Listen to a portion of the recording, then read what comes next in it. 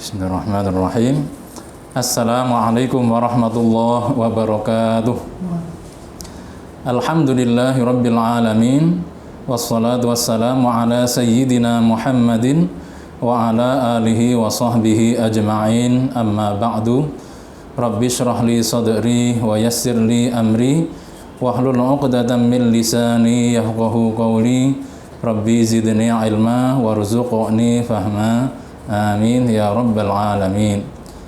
Muslimin dan muslimat, pada kesempatan kali ini kita akan membahas satu keistimewaan dari keistimewaan yang terdapat di dalam bulan Sya'ban. Keistimewaan tersebut adalah raf'ul a'mal, yakni dilaporkannya atau disuwankannya amal perbuatan manusia atau hamba kepada Allah Subhanahu wa ta'ala. Dalam sebuah hadis riwayat dari sahabat Usamah ibnu Zaid radhiyallahu anhu, suatu ketika dia bertanya kepada Rasulullah Muhammad sallallahu alaihi wasallam, "Ya Rasulullah, lam araka tasum min syahrin minasyuhur ma tasumu min Sya'ban." Wahai Rasulullah, aku belum pernah melihat engkau berpuasa di sebuah bulan dari bulan-bulan yang ada sebagaimana engkau berpuasa di bulan Sya'ban. Artinya intensitas Kanjeng Nabi dalam berpuasa di bulan Sya'ban itu lebih atau berbeda dari bulan-bulan yang lain. Maka kemudian Rasulullah sallallahu alaihi wasallam bersabda, "Dzalika syahrun yughfalun nasu anhu baina Rajab wa Ramadan wa huwa syahrun turfa'u fihi al-a'malu ila rabbil alamin wa uhibbu an yurfa'a 'amali wa ana sha'im." Ya, itu adalah sebuah bulan di mana banyak orang terlalaikan dari bulan tersebut karena berada di antara bulan Rajab dan Ramadan, di mana kita ketahui bahwa bulan Rajab dan Ramadan adalah dua bulan yang masyhur memiliki keutamaan dan keistimewaan, sehingga kemudian karena bulan Sya'ban berada di antara dua bulan yang masyhur memiliki keistimewaan dan keutamaan tersebut, banyak dilalaikan. Analoginya adalah ketika misalnya di sebuah ruangan ada 3 lampu, di mana 2 lampu memiliki ukuran watt yang lebih besar, tentu akan memancarkan cahaya yang lebih terang. Kemudian 1 lampu ini hanya memiliki daya watt yang lebih kecil, sehingga kemudian sinarnya tentu kalah dari 2 lampu yang besar tadi, sehingga kemudian tidak diperhatikan. Padahal sebagaimana Kanjeng Nabi dawuh di dalam hadis tadi, wa huwa syahrun turfa'u fihil a'mal ila rabbil alamin. Bulan di mana amal-amal perbuatan manusia ini dilaporkan kepada Allah Subhanahu wa taala. Dan kemudian Kanjeng Nabi bersabda, "Dan aku senang agar ketika amal perbuatanku disuwankan kepada Allah, aku dalam keadaan berpuasa."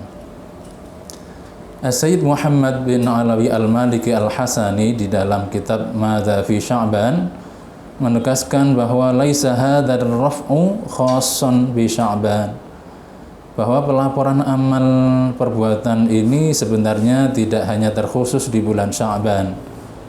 Ada pelaporan-pelaporan amal di waktu-waktu yang berbeda dan tertentu, di mana antara satu dengan yang lain itu tidak saling bertentangan atau tidak menafikan, karena setiap pelaporan ini memiliki hikmah, memiliki rahasia, memiliki nilai-nilai atau keutamaan yang terkait dengan hal itu.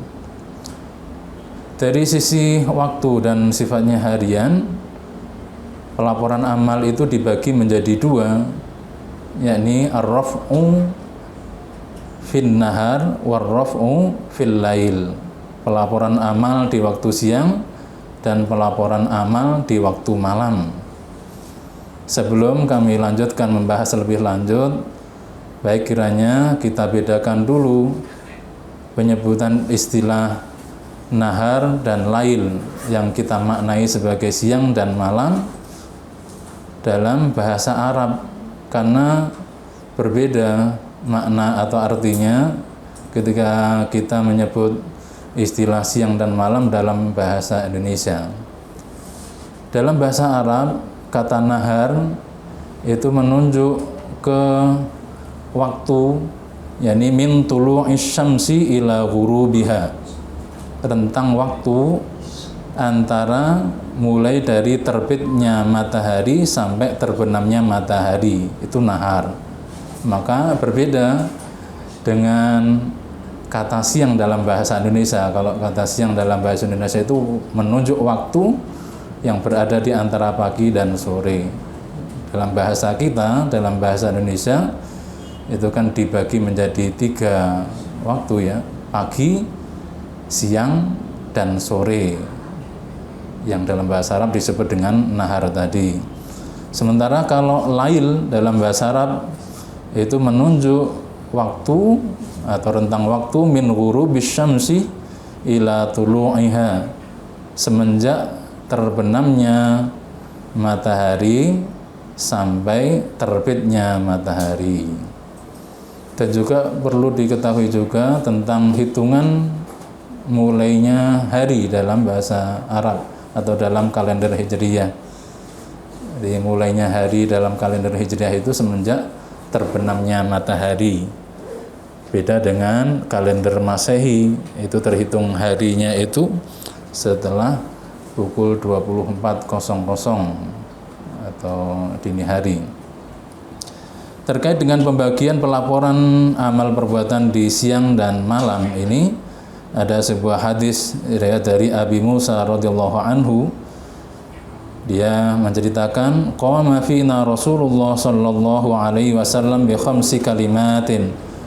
Rasulullah menegaskan kepada kami 5 kalimat, 5 ungkapan, 5 informasi. Faqal innallaha azza wa jalla la yanamu wa la yanbaghi lahu ayyanama.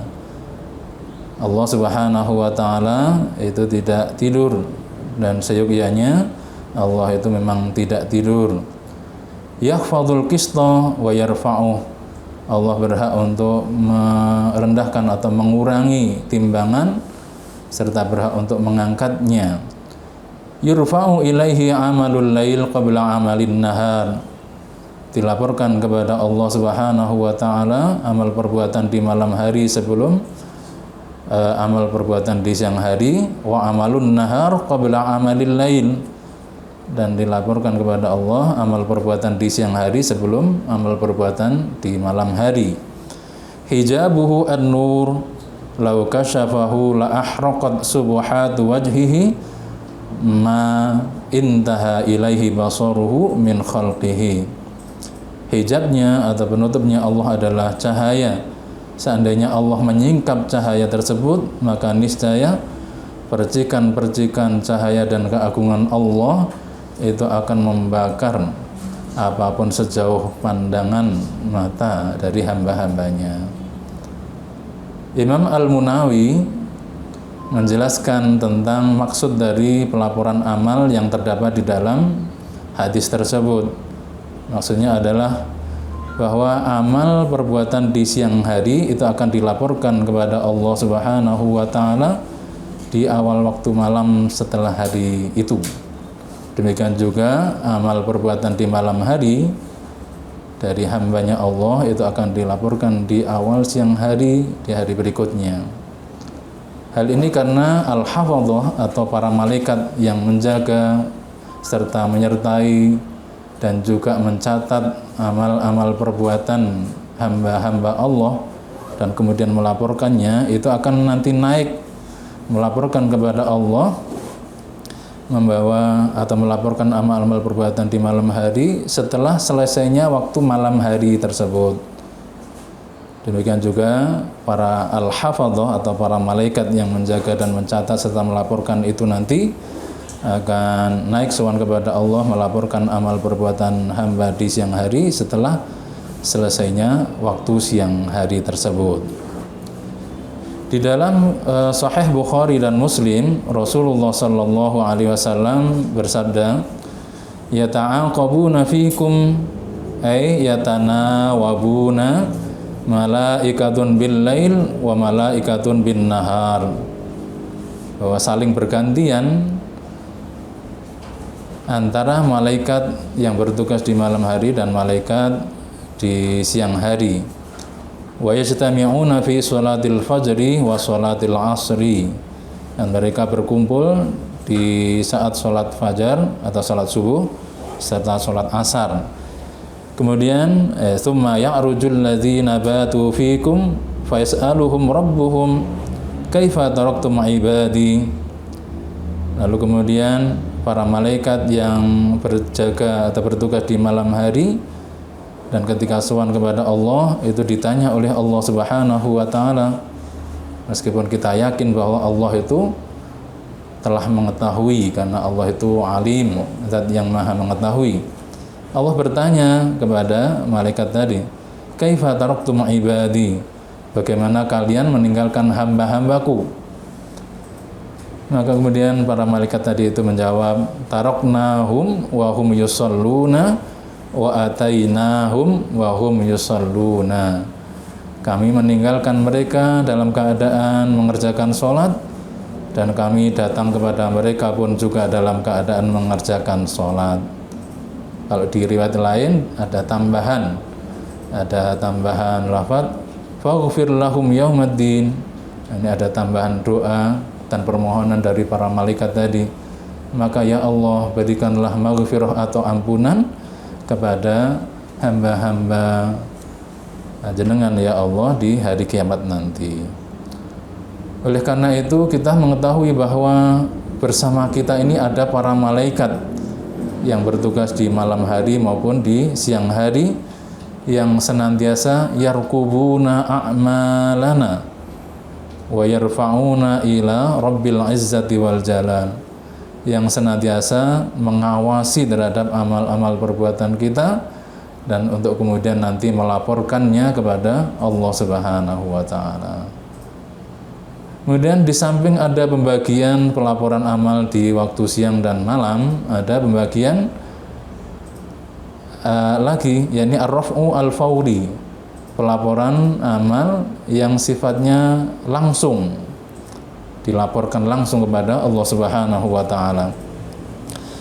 Imam At-Tirmidzi dan Imam Ahmad meriwayatkan dari Abdullah ibn Sa'ib radhiyallahu anhu, anna Rasulullah sallallahu alaihi wasallam kana yusalli arba'an ba'da an tazula asy-syamsu qabla adh-dhuhri ay qabla fardhi adh-dhuhri. Bahwa Rasulullah sallallahu alaihi wasallam senantiasa melaksanakan sholat 4 rakaat sebelum atau setelah 4 rakaat setelah tergelincirnya matahari dan sebelum melaksanakan sholat fardu zuhur. Artinya ini mengerjakan 4 rakaat sholat sunnah qabliyah zuhur, sholat sunnah qabliyah zuhur, 2 rakaat salam, 2 rakaat salam. Lalu Rasulullah sallallahu alaihi wasallam bersabda, innaha sa'atun tuftahu fiha abwabus sama' fa uhibbu an yas'ada li fiha amalun shalih. Bahwa sesungguhnya itu adalah waktu, yakni setelah tergelincirnya matahari dan sebelum sholat zuhur, itu adalah waktu di mana pintu-pintu langit itu terbuka. Maka aku senang agar disuwankan kepada Allah amal soleh di waktu tersebut, yakni di waktu di mana pintu-pintu langit terbuka. Hadis ini juga sebagai penguat terhadap keutamaan atau fadilah dari sholat sunnah qabliyah zuhur 4 rakaat yang sama-sama kita ketahui hukumnya adalah sunnah muakkadah, sunnah yang sangat dianjurkan. Oleh karena itulah kemudian Syekh Abdullah Sirajuddin rahimahullahu ta'ala menegaskan dan memberikan semangat kepada kita Wa yanbaghi lil muslim ay yahris kullal hirsi ala sunnatidz zuhri al-qabliyati aqibaz zawali wa ay yaghtanima ad-du'a fi tilka sa'ati fa innahu mujabun. Maka seyogyanya kepada seorang muslim untuk bersemangat dengan semangat tinggi untuk menjaga dan melaksanakan sholat sunnah qabliyah zuhur setelah tergelincirnya matahari, dan berusaha untuk memperoleh keuntungan yang besar dengan berdoa di waktu tersebut, karena waktu tersebut adalah waktu yang mustajabah. Kemudian yang terakhir ada jenis pelaporan amal lagi, yakni ar-raf'u al-usbu'i, pelaporan yang sifatnya mingguan.